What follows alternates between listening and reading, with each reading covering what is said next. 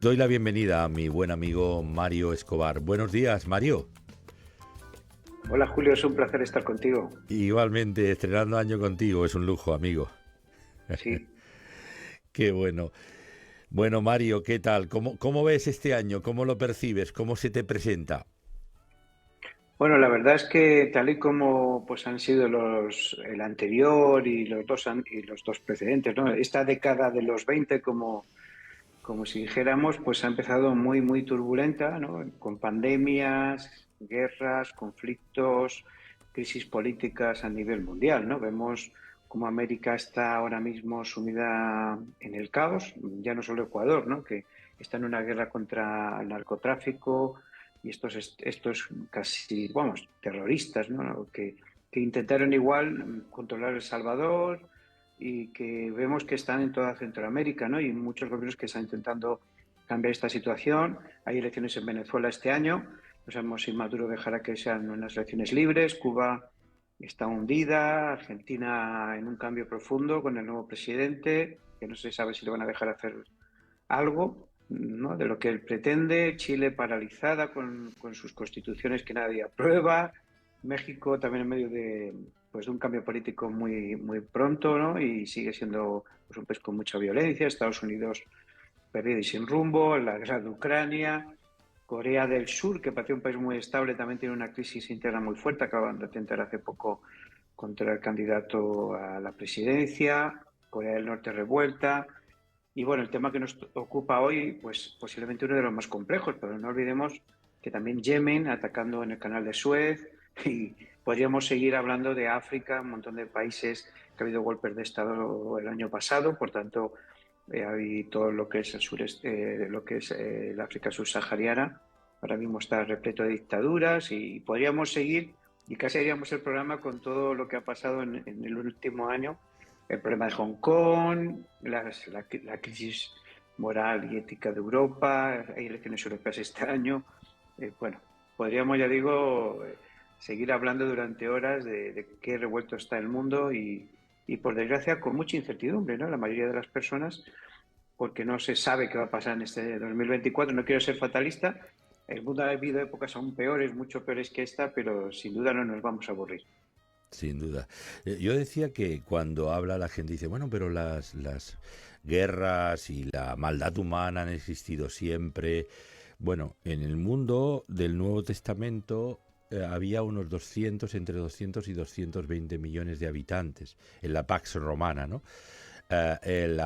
Claro, hoy el mundo exponencialmente es un mundo, no tiene nada que ver, son 8.000 millones de habitantes y claro, exponencialmente todo esto se ha complicado, no tiene, es un mundo difícil y además de complejo, ¿no?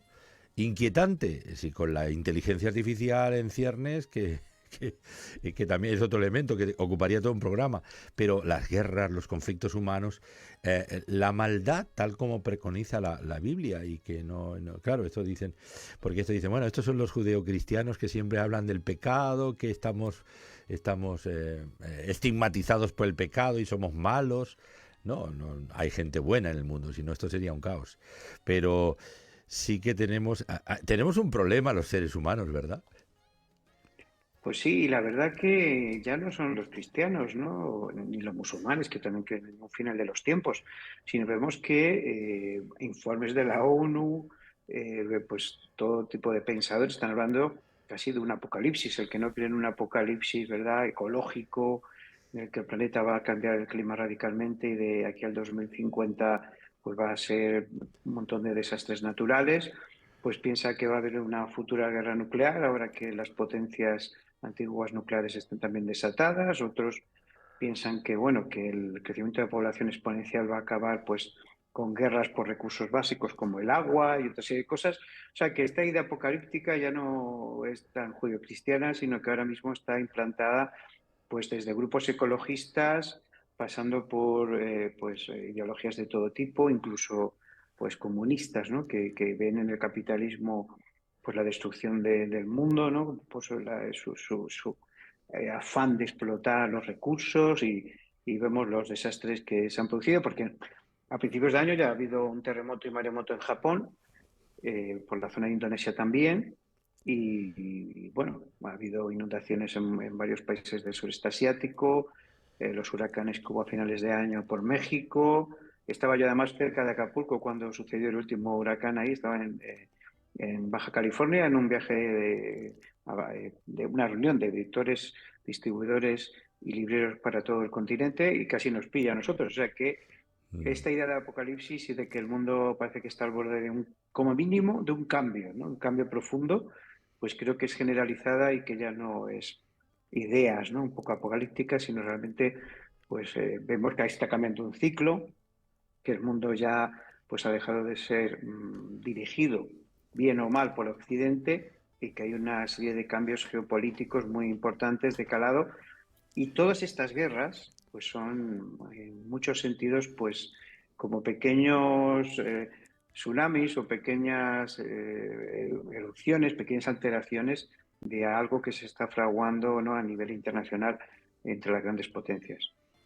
Yo digo, Mario, que el continente más rico, sin duda, y de más estable dentro de sus turbulencias, que no son pocas, Europa, el más rico, el más estable políticamente, eh, porque en Estados Unidos hay un problema interno colosal. En estas alturas hay una división social muy fuerte y también una desvertebración social muy grande. Pero pero si Europa, que es el aparentemente el continente más estable del mundo, hay un desbarajuste, yo creo que la cosa se pone mal, ¿no? Es un análisis Bueno, personal, ¿eh? Europa, sí, bueno, Europa ahora está al borde de unas elecciones de Parlamento Europeo. No olvidemos que hay muchas crisis dentro de Europa, ¿no? Sí. Que las tensiones no solo ha producido la guerra de Ucrania, sino algunas leyes que se imponen desde Bruselas a nivel económico, social, político. Está una Hungría que, junto a otros países, está casi no sabiendo si se va a salir. Luego están muchos países en crisis, ¿no? Francia tuvo el verano pasado, se nos olvida todo rápido, ¿no? Porque hay Sí. tantos acontecimientos, uno de los veranos más calientes de su historia, y no me refiero al clima, ¿no? Sino a disturbios sociales y de grupos étnicos que hay en el país. Ha ganado la extrema derecha en varios países en los últimos meses, incluso está ganando derecha o aliada con extrema derecha en países nórdicos, ¿no? Que han sido tradicionalmente países socialdemócratas. De hecho, por ejemplo, el caso de Noruega es el más fuerte, ¿no? De un país receptor de refugiados, de inmigrantes, a un país que se ha cerrado totalmente. En Estados Unidos están expulsando inmigrantes de Centroamérica y de Sudamérica, que curiosamente algunos los están enviando aquí con un acuerdo con el gobierno. Y al mismo tiempo vemos que todo este desbarajuste, la llegada de gente de África a Europa, gobernando en Italia también una presidenta pues de los partidos más de extrema derecha. O sea, que Europa tampoco es que esté muy estable. Lo que pasa es que, claro, el mundo está tan mal que el hecho de que no haya, pues como está pasando, ¿no? En Estados Unidos, disturbios constantes, matanzas o lo que está pasando, lo que decíamos hace un rato en Ecuador, nos hace sentir que estamos mejor. De hecho, sí estamos mejor. Pero la falta de liderazgo de Europa, ¿no? Francia está siendo expulsada de África, ¿no? Ha explotado durante mucho tiempo sus recursos. Inglaterra, bueno, el Reino Unido, pues enfocada en sí mismo, con una crisis política interna también fuerte. No olvidemos, tiene un presidente en funciones en cierto sentido porque no ha sido elegido, tiene que también tener elecciones este año. Algo similar ha pasado en Francia, que ha habido ya una crisis profunda, ¿no? Con la nueva ley de extranjería que se quería imponer. No se ha solucionado todavía lo de los chalecos amarillos y todo el interior del país que reclama cambios en la política francesa. Y ya digo, ¿no? Alemania pues también está en cambios, estamos en alerta creo que 5 de 6 de ataque terrorista, o sea que la verdad es que las navidades han sido muy dulces, pero sin duda si Sí. nos paramos a pensar, vemos que la situación incluso en Europa es bastante compleja. Sí, esto es como el dicho popular, ¿no? En el país de los ciegos el tuerto es el rey y Europa es el tuerto, ¿no? Esperemos que no pierda el otro ojo. El tema, bueno, que es un tablero complicado, ¿no? Y fíjate en el tema de Ucrania y Rusia con la amenaza, es mi observación personal, a ver a ti qué te parece. Bueno, oyendo en los foros políticos de crónica social política, sobre todo cuando Rusia amenazó con un ataque nuclear sobre Kiev, sobre todo.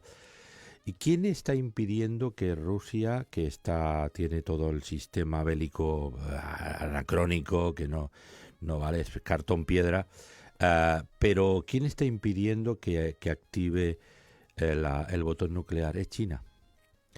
China está, Bueno, China por interés sí. económico, digo yo, tanto a Corea del Norte fíjate qué paradojas, como a Rusia, es China la que le dice, no se te ocurra activar esto, porque creas un invierno nuclear y un conflicto impredecible. No sé si estás de acuerdo conmigo. Hombre, yo creo que Putin se tiró un farol, no creo que vaya a lanzar ninguna bomba atómica. A lo mejor le podría pasar que dando el botón se explota allí, ¿no? Porque como el sistema Claro, de claro, lanzamiento de misiles esté como el resto de su armamento, claro. puede que la mitad de las bombas se les explotaran en territorio ruso y la liaran más. Yo creo que un poco nos manipulan, ¿eh?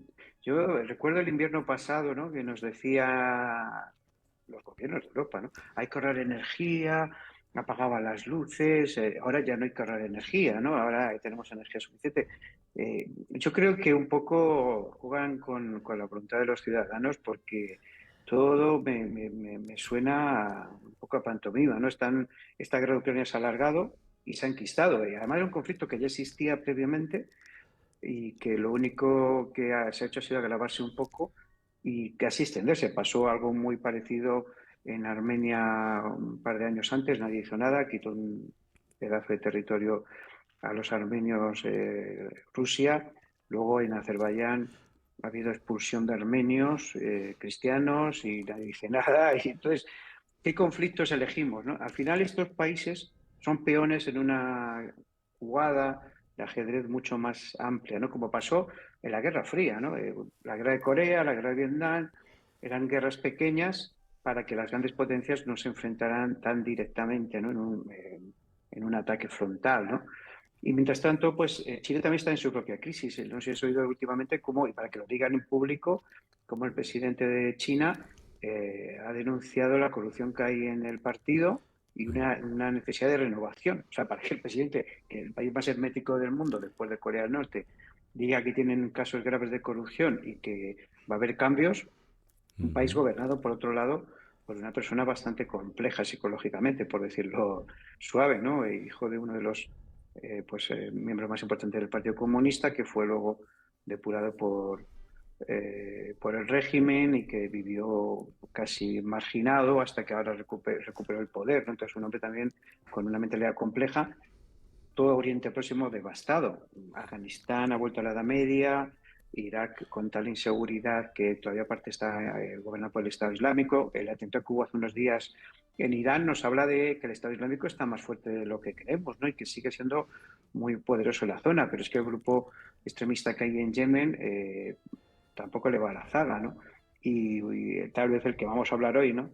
Que es Sí. Hamas y todo el Ujú. conflicto pues árabe-israelí, nos muestra cómo el Oriente Próximo está destrozado. Siria es un país fallido, en constante guerra civil que no se ha rehecho, todo el norte de África, sobre todo Libia, pero también otros países como Túnez con una crisis profunda, Egipto con una semidictadura y el peligro de que vuelvan los hermanos islámicos que hubo y que les sacaron del poder, ¿no?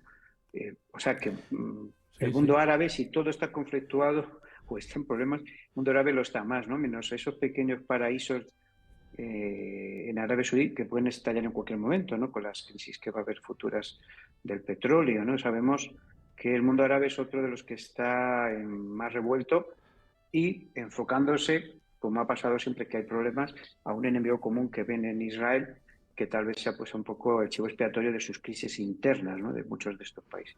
Sí, así es. Bueno, y llegando a, precisamente, que este cuadro que nos has descrito es cierto, todo es. Esto estamos en un polvorín, ¿eh? No es que seamos catastrofistas, es que estamos. Lo que pasa es que Europa todavía es un poco, no Disneylandia, pero es el país de, no sé si de las maravillas, pero estamos comparativamente mucho mejor que otros. Pero Israel y Palestina, ¿cómo y cuándo comenzó el conflicto?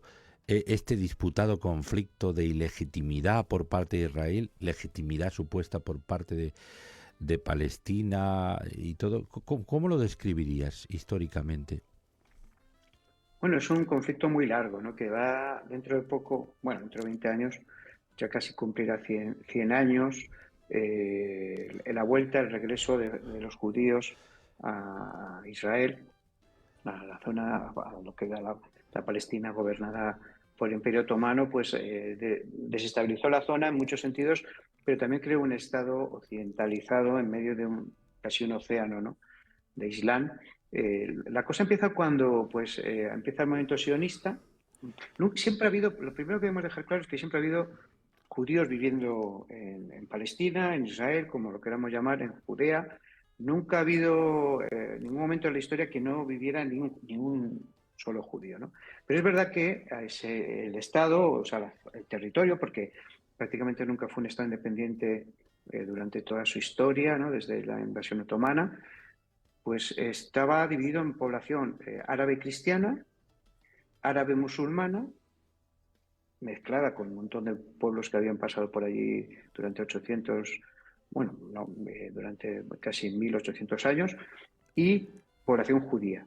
La población judía, sobre todo a partir del siglo III, había ya abandonado masivamente el territorio, según una grandísima diáspora, especialmente en Europa, pero durante pues aproximadamente mediados del siglo XIX, Theodor Heil pues, empezó a defender la tesis, de ahí surge un poco el movimiento sionista, del regreso de los judíos a Israel.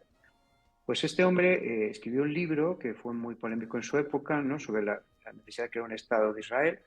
Al principio se le vio casi como ciencia ficción, muchos judíos no querían regresar, pero poco a poco empezó una especie de goteo a través de este libro, de este movimiento sionista, de goteo de gente que volvía a Israel.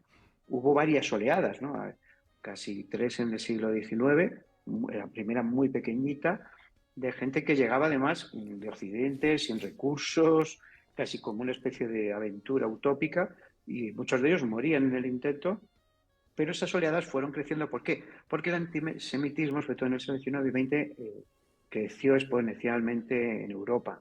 Empezó a llegar pues a Israel, a la zona de Palestina, pues todos estos judíos que estaban huyendo a veces de Rusia, de Polonia, y también idealistas, sobre todo primero jóvenes idealistas que empezaron a instalarse por todo el territorio, hasta darse el caso, para que nos hagamos una idea, que en 1844 ya la comunidad más grande de las tres, de estos árabes cristianos, árabes musulmanes y judíos, era la judía, curiosamente, porque las demás se dividían en muchos pequeños grupos, ¿no?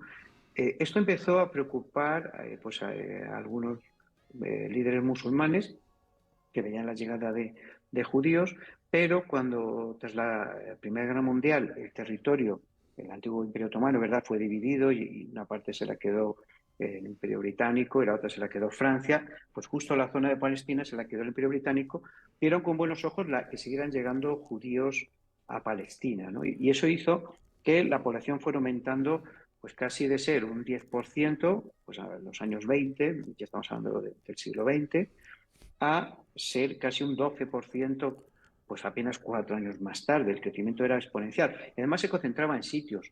Los judíos, estos primeros grupos del siglo XIX, habían fundado aldeas, muchas veces tenían que protegerlas ellos mismos porque la autoridad otomana no tenía fuerza. Y luego en la época ya británica creó una especie de policía judía que protegía los territorios y las zonas que habitaban mayoría judía. Y cuando se va a producir la independencia en 1948, prácticamente esa policía era del mismo número que el ejército británico desplazado en la zona. O sea, era ya un protoejército, podemos decir, que los judíos iban creando ante la eventualidad de la independencia. Ahí ese conflicto empieza a crecer, y ya en el siglo XIX hay varias matanzas de judíos por parte de grupos musulmanes, pero sobre todo esas matanzas van a empezar a crecer tanto de judíos como de musulmanes ya en el siglo XX, a partir de la independencia. Entonces vemos que es un conflicto que tiene pues casi 100 años y que ha ido agravándose. Ha habido y esto ha pasado en ambos en ambos bandos. Es verdad que a medida que Israel se hacía más fuerte militarmente y políticamente y su enemigo se hacía más débil, pues el equilibrio de fuerzas iba desapareciendo y era más fuerte, ¿no?, la presión que ejercía Israel sobre estos estados palestinos, que son dos y están divididos, ¿no? A veces tenemos que Palestina es un solo territorio y está Gaza y Cisjordania. Cisjordania, Sí. desde los acuerdos de Oslo, gobernada por la OLP, por Yasser Arafat, aceptó la división de los territorios con el deseo de que luego se fueran recuperando algunos que se habían quedado en las últimas guerras de Israel. Y Gaza, curiosamente, se mantuvo en manos de Hamas. Que hay una cosa muy irónica en todo esto, porque sabes que Hamas fue potenciado y subvencionado por el Estado de Israel para desestabilizar a la OLP a finales de los 80, principios de los 90. El Estado de Israel apoya, porque Hamas es un grupo yihadista muy parecido al Estado Islámico y a otros grupos de ese tipo, ¿no?, a Osama Bin Laden y a gente de este tipo, va a ser apoyado por los servicios secretos judíos para desestabilizar a la OLP. Y en Gaza acaban tomando el poder y aquellos que habían sido utilizados para desestabilizar a la OLP se convierten en ahora los mayores enemigos de Israel, ¿no? Pasó algo parecido con los talibanes y el gobierno de los Estados Unidos, que para expulsar a los rusos fueron apoyados y luego se convirtieron en los mayores enemigos de los Estados Unidos, ¿no?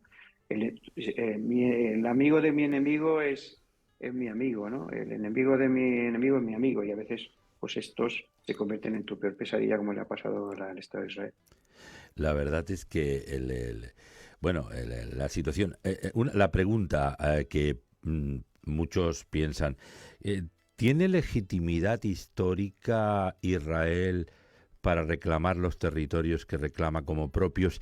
¿Tiene o ilegitimidad o tiene legitimidad histórica Palestina para reclamar territorios históricos? ¿Quién tiene más o menos legitimidad? Pues ninguno tiene legitimidad.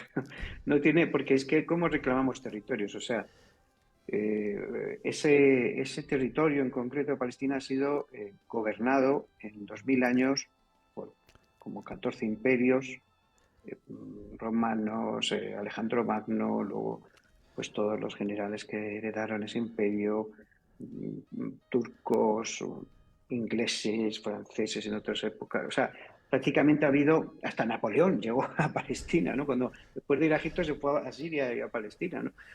O sea que podíamos, ¿dónde nos retrotraemos, no?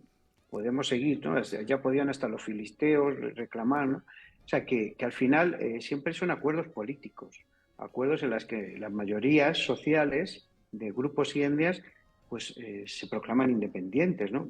La división de África en territorios, en países, existe Mozambique realmente, Nigeria, Níger, Marruecos, son países creados pues Sí. a principio, a finales del siglo XX, artificialmente, con líneas Sudán, ¿no? Esas líneas que se hacían en los mapas en los Estados Unidos. ¿A quién corresponden? A los pueblos indígenas que había anteriormente, a los españoles que ocuparon 2/3 de los Estados Unidos. Eso es un debate pues muy, muy absurdo, ¿no? Al final los territorios pertenecen a los que los habitan y cuando hay pueblos que los habitan y son mayoría, pues quieren independizarse de los otros, ¿no? Entonces, yo creo que al final aquí tendría que haber un acuerdo de mínimos, como ya lo hubo, ya digo, en Cisjordania. De hecho, Cisjordania prosperó mucho. Todo el dinero que ha llegado y ayudas que ha llegado a Gaza y también a Cisjordania podían vivir como en Suiza, ¿no? O sea, ha habido miles de millones de dólares que han llegado a unas poblaciones que son relativamente pequeñas para su desarrollo y que han sido ya no gastadas en armamento, que también, sino pues absorbidas por el aparato ultracorrupto, Sí. tanto en Gaza como en Cisjordania. La única diferencia es que Cisjordania reparte algo y la población vive dignamente, y en Gaza, o sea, en Cisjordania y en Gaza son pues terroristas que quieren que la población se mantenga mal para que así pues siga rebelándose, ¿no?, a Israel. Pero ni muchos judíos, o sea, israelitas palestinos quieren que volver a pertenecer a Palestina, ¿no? Porque viven mejor en el Estado de Israel. Y luego también, curiosamente, muchos judíos del Estado de Israel no quieren que haya un Estado de Israel, que es una cosa que mucha gente no sabe. La mayoría de los judíos ultraortodoxos no quieren el Estado de Israel porque piensan que es un Estado laico, antijudío, y que no tiene nada que ver con el pueblo judío. Entonces, es una cosa tan compleja, ¿no? Que dar una solución fácil y sencilla es difícil. Bajo el punto de vista del conflicto nunca se va a solucionar porque no hay voluntad por ninguna parte para la solución. Puede haber épocas más tranquilas, más sosegadas y otras épocas. Pero ¿por qué surge ahora? Que yo creo que tal vez es la pregunta más importante. ¿Por qué ahora y no hace 10 años, 5, 4? Sin duda es porque ha habido varios países que lo han azuzado, ¿no? Irán especialmente, que está en su propia crisis social, es el que ha puesto las armas, se cree, y han mandado dinero para que este conflicto volviera a resurgir. Y Turquía también, y parece estar detrás de estos movimientos, y Turquía quiere influir más en Oriente Próximo, sobre todo cuando sus enemigos han perdido poder, Irak, Siria, ¿no? Que eran estados que tenían poder en la zona, pues Turquía quiere ahora, además por propio interés, ¿no? Porque ellos tienen minorías también armenias y de otros grupos, ¿no? Pues que quieren controlar y que no quieren que esa zona se desmadre aún más. Y luego Rusia, ¿no? Que ha querido distraer pues la guerra de Irak en una guerra en Oriente Próximo. Entonces, en el fondo, jamás está siendo utilizada o se deja utilizar pues por estos países que quieren pues desestabilizar aún más la zona para dominarla más, y Rusia que intenta pues abrir más frentes para que Occidente tenga que dividir sus ayudas y sus lealtades. Claro, luego hay países como el nuestro y otros que están a por uvas, ¿no? Y que no se dan cuenta ni siquiera de la importancia que tiene Israel para Occidente, ¿no? Pero claro, miembros del gobierno pues son pro-palestinos absolutamente, ¿no? Y yo no digo que sean pro-israelíes o pro-palestinos, pero al mínimo, mientras eres gobierno, pues tienes que actuar de una manera inteligente y ver cuáles son tus intereses como nación, ¿no? Más allá de ideologías y de... Pero bueno, en eso está el mundo, ¿no? Se han Sí. revuelto y muchos países de Europa muy, muy perdidos. La verdad que yo te agradezco mucho esta explicación histórica y panorámica porque nos ayuda a situarnos y a comprender un poco mejor la realidad de las cosas y la complejidad de la situación, especialmente en Oriente Medio. Pero y así a vos de pronto, que podríamos entrar en el detalle, pero nos prolongaríamos mucho más, la verdad. Pero la idea de los dos estados, de la creación de los dos estados, un estado palestino, la franja de Gaza va a militarizarse, va a quedar en nada. Desgraciadamente, yo estoy totalmente en desacuerdo con esta matanza indiscriminada. Me reitero en ello, esto es inhumano. Esto no, más allá de lo que hicieron, la locura que hizo Hamas a principios de octubre de aquel ataque sorpresivo, que ya veremos si era sorpresivo, habría que saberlo. Ya se verá con el tiempo si no había un plan detrás de todo esto. Pero en cualquier caso, un plan macabro.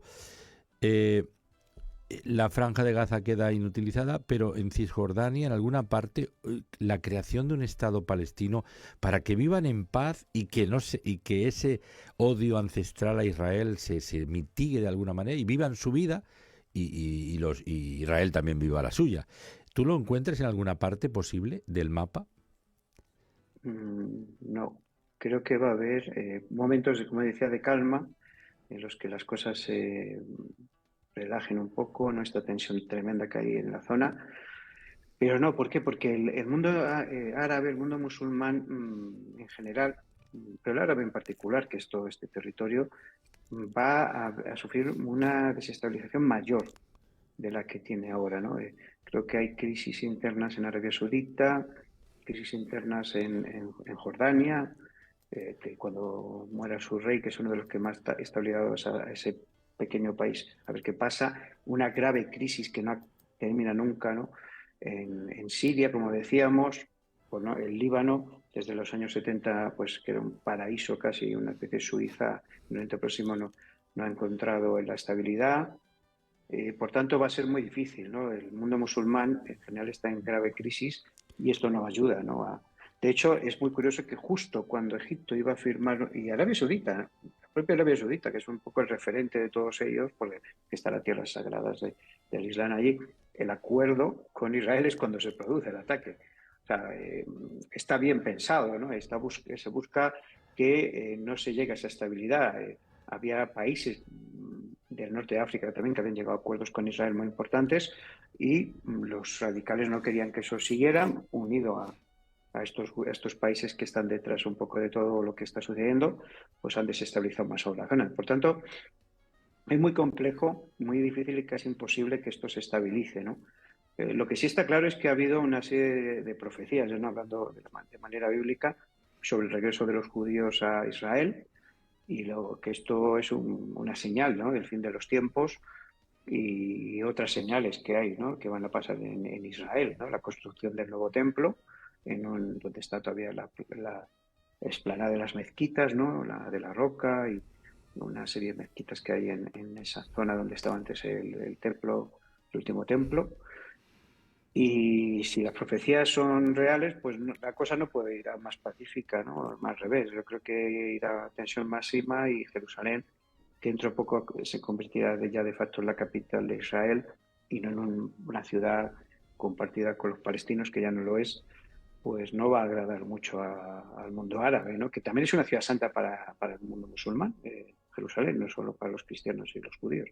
Por tanto, veo muy difícil una paz ni una concordia entre estos pueblos, que son hermanos. Ya sabemos que los dos vienen de Abraham, de Sí. los mismos lomos, nunca mejor dicho, pero que estos pueblos semitas nunca pues se han llevado bien y que en estos tiempos pues aún se manifiesta más el odio mutuo y esa presión que va en aumento y que creo que no va a desaparecer.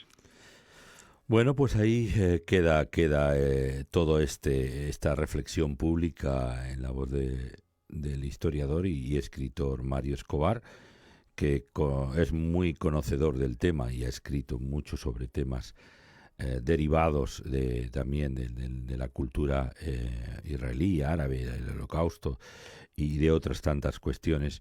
Y Dios quiera que, bueno, siempre tenemos como una expectativa de la esperanza de algo mejor, pero algunos dicen, lo mejor está por venir, y yo digo, lo mejor y lo peor está por venir. Es la segunda parte del asunto. Pero ya dejando y agradeciéndote mucho tu comparecencia sobre este tema tan complejo, pero que yo suscribo y que me ha llamado mucho la atención, que nos has contado sobre la cuestión palestino-israelí, el conflicto casi perenne. Vamos a tu bibliografía, a tus libros, a tus publicaciones. Cuéntanos, yo veo ahí en tu página, marioscobar.es. Ustedes pueden entrar en su página y ven ahí de todo, cómo tener los libros, la bibliografía de Mario. Y yo disfruto mucho con los libros de Mario. Es un escritor que te engancha. Y entonces, bueno, háblanos un poco de las últimas publicaciones. Bueno, este año 2024, si Dios quiere, va a haber varias novedades, la mayoría con un trasfondo histórico.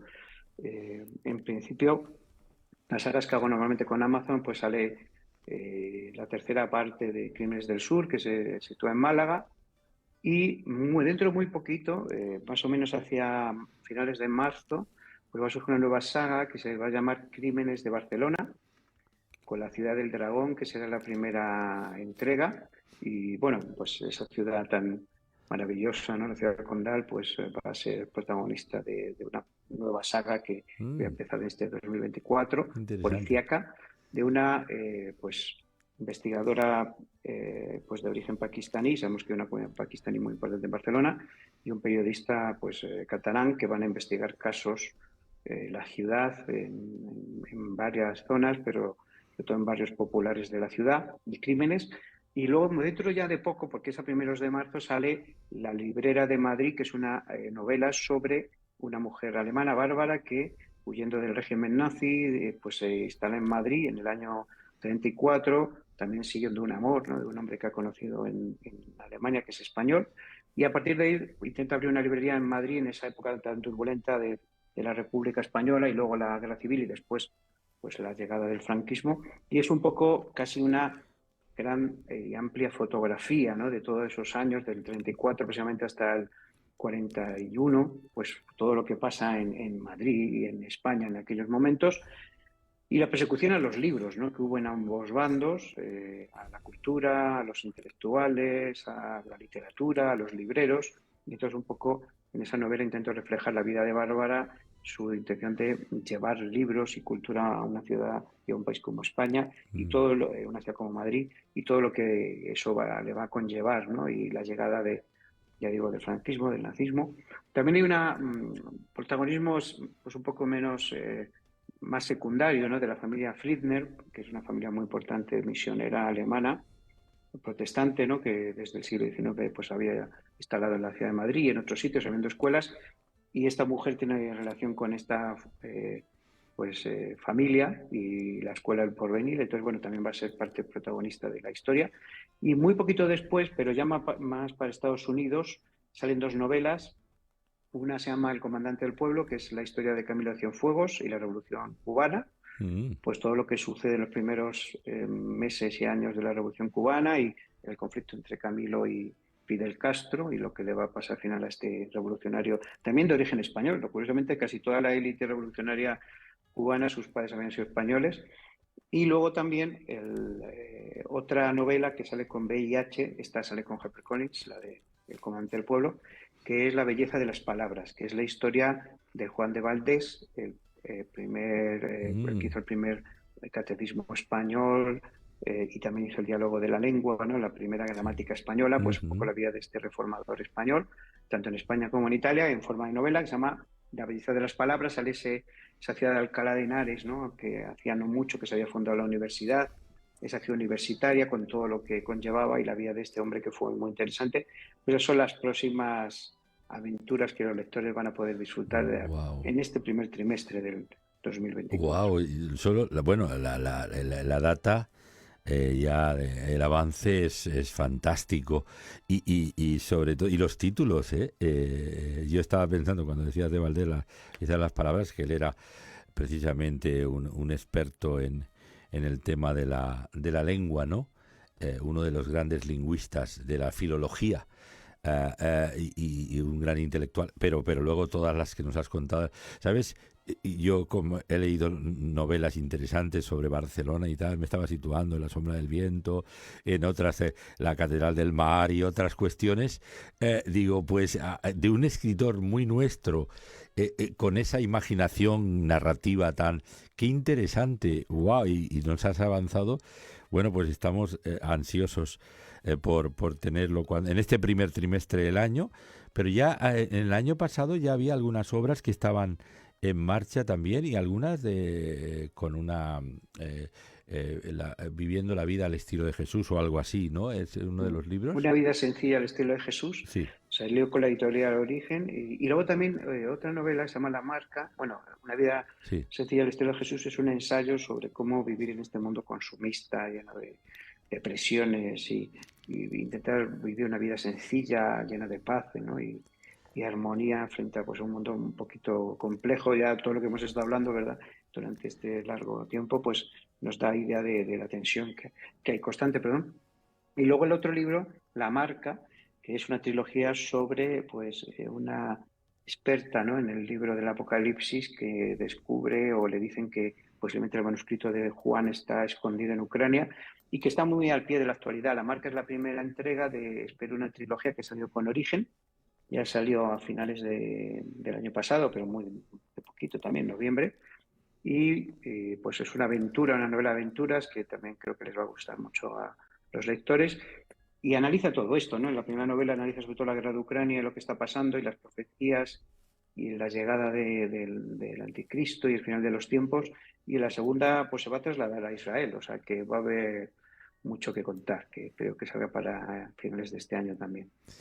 Wow, pues ya lo saben. Pueden echar mano en cualquier librería de los títulos de Mario Escobar, pero también pueden echar mano de su página web, marioescobar.es. Ahí ustedes ven toda su bibliografía, publicaciones, medios, las redes sociales, forma de contactar, forma de solicitar también el título que les interese. Pues ya nos ha avanzado cosas muy interesantes para este primer trimestre del 2024. Pues querido amigo, ha sido un placer inmenso tener esta conversación, escucharte.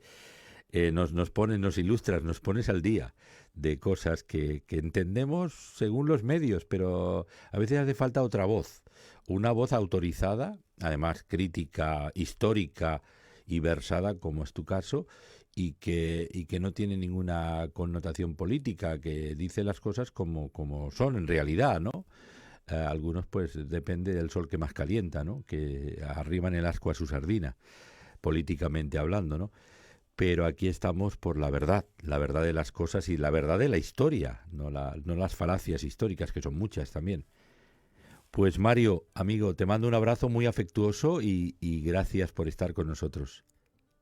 Pues un gran placer, Julio, y espero que este año también sea un año muy bueno en la radio y que podáis seguir transmitiendo pues todas estas ideas y valores, ¿no? Que parece que están en declive como los que comentabas, ¿no? La verdad, la justicia y el amor, ¿no? Que tal vez sea el gran olvidado en este mundo actual, ¿no? En el que el odio parece que va ganando la batalla en muchas ocasiones. Así es, amigo. Pues un abrazo hasta siempre, Mario. Chao. Un abrazo.